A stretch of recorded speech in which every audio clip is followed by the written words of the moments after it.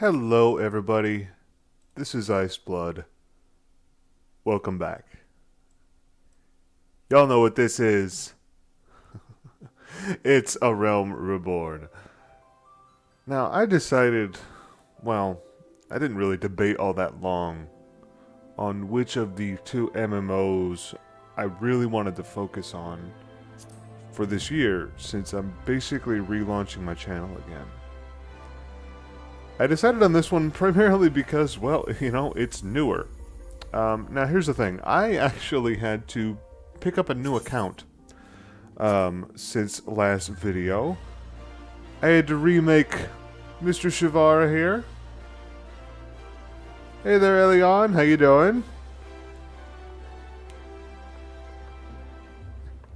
What do you think? Ready to go? Looks like he's ready, so let's go. Now, again, I had to set up a new account since last time we met Mr. Shivara and journeyed through Eorzea, so there's a bit of a discrepancy between where I was in the 10th episode from last year and this one. To wit, he has gained a level. He is now level 10. And what that means is he has an extra quest right now that I can access that he didn't have in the previous episode. And that is his next class-specific quest, his next Thaumaturge quest. So that's where we're going first today to introduce him to 2015 with style.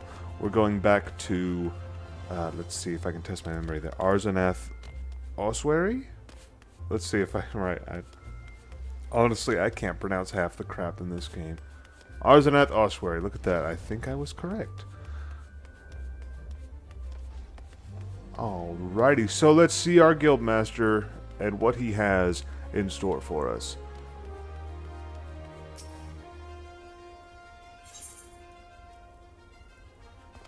Alrighty, this should be fun. Yes, Elion, yes. The aura of power surrounding you is palpable. The glare begins to blind my Thaumaturge's eye. Your lesson today shall be taught by Kokobani. Go to him and hear from the chapter entitled The Threat of Paucity. I think I pronounced that correctly.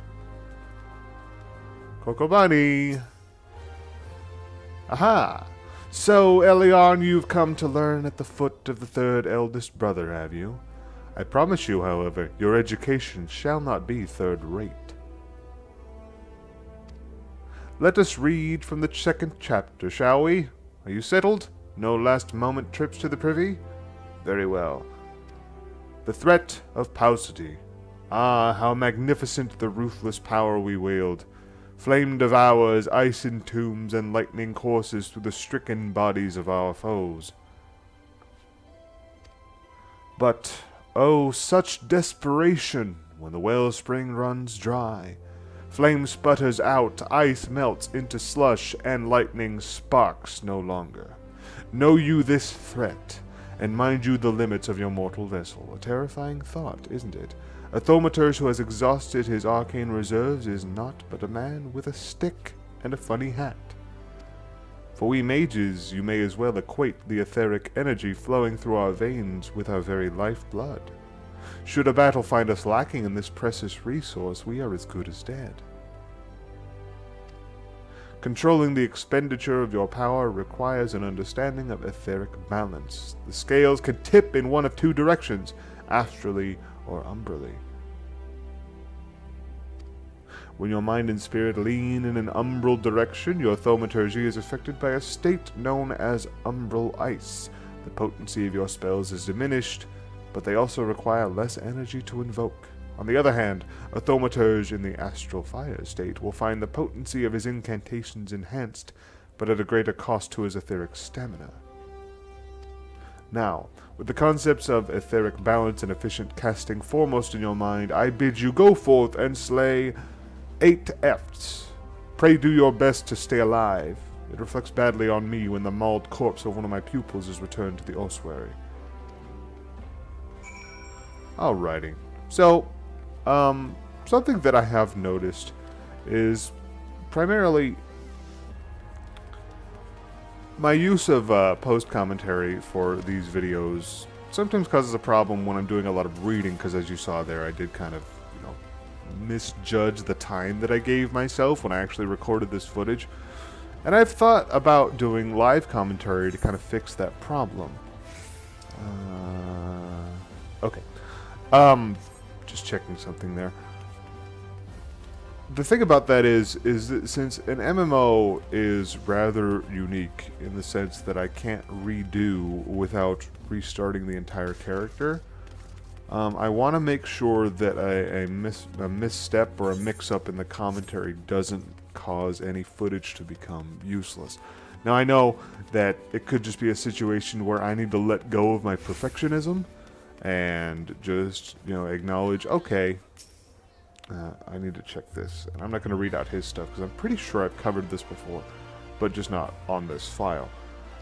Anyway, I could just let go of the fact, well, if I mess up on the commentary, oh well, that's the nature of the beast, and I should just accept that. But for the most part, I want to make this... Well, I want to do a lot of the reading here because I think that a lot of the storytelling in this game in particular is through the writing. Now, granted, that's true of a lot of different media, but in a game like this in particular, the writing is, I wouldn't say paramount, but it does have quite a bit to do with it. Unlike other games of this genre, Warcraft is kind of, there's some heavy writing. What's he got? Oh, this is stuff for housing. Well, I don't have enough for a house just yet. Sorry there, Hitsuji Shonen. But I will have to come back later. We have 2 quests to do, so we're going to go out and do both of those. But yeah, I think the writing is rather paramount. The setting and the dynamic cutscenes for the different quests, yes, they have a part to play. But for the most part, I think that the writing is the primary mode of telling the story here. You could say that might be a mistake on the part of the developers, but I, for one, being an English major, being a writer myself, I still call myself an English major even though I've graduated. Don't judge me. Anyway, writing is kind of my thing, so I always tend to appreciate it no matter if it's the proper avenue for storytelling or not. Let's check out this fate here and see what's going on. Let's see what it says. Someone help! Drawn by the sumptuous scent of roasting meat. Hot mulled wine. Ooh, Efts! That's exactly what we need to kill. Ooh, and they're very low level. This should be easy. Alright. Another thing, though, that I want to mention and that I'm actually rather excited for, and it's one of the main reasons why I decided to pick up this game again, instead of, redoubling my efforts on WoW, although I'm not giving up on WoW, obviously. The expansion just came out, so I can't ignore it, I've got to come back to it at some point. But one of the main reasons that I came back here is because it was recently announced in one of the recent patches, in the interim, since the previous episode and this one, that housing is now available for single players, not just, what are they called, free companies, not just guilds, not just a bunch of players. Now single players, like myself, can also get housing, and I am stupidly excited about that development. Now, granted, there's a bit of a problem in the sense that it's rather stupidly expensive. I believe it's around 4-5 million gil, and in this particular account we have about 3,000, so we've got quite a long way to go. But that is the far-reaching goal. That is the main thing that I want to do in this game, aside from, of course, leveling all the way up to, what's the max here? 50? I think it's 50. I knew rather, well, I knew this better when I was here last time. I was a bit more involved. Right now, I kind of just started up the game. I reestablished my account, and I reinstalled the game on Steam, and I just kind of jumped right in. So I haven't done much research on the game since last time we were here. I will kind of jump back into that side of things. as we continue. But yeah, we've got a long way to go with both of those goals, because reaching max level is going to take us quite a while, I am sure. We're only level 10 after all, and here we go. Here's another fate we're going to do, but I'm going to do you a favor and speed up the footage, because you'll be able to tell this takes a long freaking time. You know, this is one of those parts of MMOs that a lot of people might think, why would you possibly like doing this? This is boring as sin. What are you doing? Now, this took 4 minutes, because I've sped up the footage by about 4 times, and there's still about a minute of fighting here. And I spent 4 minutes repeating the same moves over and over and over again to finish a fate that nets me about 1100 experience. Why in holy hell would I possibly want to do that? Well, I'll be honest with you. The JRPG is kind of my go-to. I love this genre. I like the repetitive crap. I can't really explain to you why I like it, but I do. It's not one of those things where, well, I like the game in spite of that. Well, I like the game ignoring the fact that it's some kind of boring to fight in it. The combat system is boring, but I still like the game. It's not that situation for me. I like the nature of the beast here. And I think that's one of the big things about this genre that is, you know, your enjoyment of a JRPG, particularly a quote-unquote classic one, is really dependent on whether or not you like that. If you like grinding, so to speak. And I do. I always have. I kind of grew up with this genre, you know. One of the first games that really turned me onto the genre, actually the first game, was Super Mario RPG for the Super Nintendo, which, you may recall, is a Squaresoft game. And, of course, Square Enix is a merger of Squaresoft and Enix. I don't have much experience with Enix, but Squaresoft definitely defined my childhood gaming career, so to speak. Because after RPG came Chrono Trigger, which, well, Chrono Trigger. Anybody who's played that game, you know. Oh, you know. It is called a classic for a reason. And then after that went Final Fantasy VI, and then Final Fantasy VII, and then Final Fantasy VIII. And, well, you can picture where it goes from there. Yeah, I love this genre of game. It's one of my favorites. Well met, traveler. Might I interest you in a chocobo porter? Do not tell me this is your first visit to this stop. I shall update my register with your name, so that you may access this location in the future. Alright, so chocobo porters, basically, they're, like, stationary, like, taxi services, I guess you'd call them. And now that we're level 10, we can use those. Okay, let's see. So, are you ready for inspection? Good. Everything appears to be in order. Yet know that naught is guaranteed in this world. Fate is a fickle mistress, after all. At any rate, capable adventurers like you are few and far between, and I would not have you throw your life away.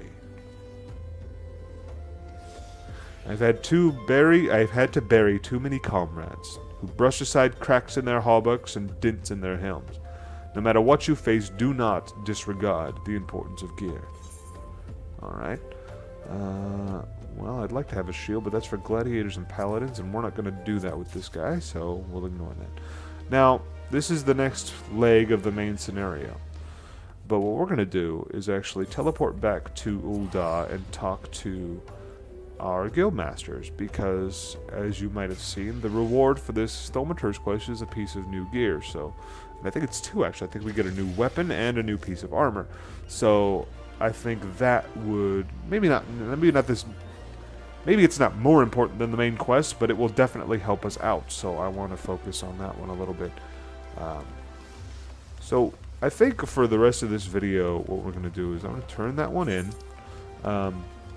see where it takes us, and then I'm going to cut it out for today. Oh, I don't need Gil, thank you. Golda. gold.com. That actually is rather clever if that's what they're doing. Hopefully it's not gold AH, like auction house. I hope they mean gold A, because I think that's rather clever. But maybe they're getting smarter. Maybe the gold farmers are getting witty as time goes on. I don't know. But let's get this part of the journey done, shall we? Let's see what the guild masters have to say about our progress. Kokobani. Aha! You arrived before me upright and breathing. Wonderful. It's so much simpler to pose questions to a student without having to resort to necromantic divination. I would assume so. Tell me, Elion, what action would you take if you found your thaumaturgical endurance exhausted in the midst of battle? I'd probably run. I'm tiny. Oh, most practical indeed. A discreet withdrawal to await the replenishment of your energies is a sound strategy. But should there be nowhere left to run, a vial of ether can be your stoutest ally. Ah, ether, the drought of the gods. We thaumaturges, indeed any who practice the arts of arcane manipulation, value this substance above all others. Thus it was with unbridled fury that we received the most recent report of beastman activity. It seems that an Eorzea raiding party has attacked a caravan on the trade routes, and made off with an entire crate of precious ether. The time has come for you to put your new knowledge to the test. Annihilate these Eorzea bandits and retrieve the cargo of ether-filled vials. According to the report, their armored war transport was last spotted to the south of Drybone. And I believe Kokobuki has an additional request. While you're busy incinerating Eorzea, be sure to collect some samples of their blood, assuming you can draw any from their smoking remains. Alright, so we spoke to Kokobani at the Thaumaturges Guild, and next we are off... Well, we're back to the Adventurers Guild, actually, because it's best to stay at a sanctuary, as they call it, so that we get rested XP. I believe that's what it's called here in this game. If not, my apologies. I'm stuck in WoW mode, and hopefully you will forgive me. But I'm just going to let Elion rest a bit, and this is relatively shorter than I had initially planned, but I think we got a nice little introduction to Eorzea in 2015. So hopefully you enjoyed it. Hopefully you'll come back next time, and we'll see what madness Elion gets into. Bye-bye, Elion. Have a nice day. He's adorable, isn't he? Anyway.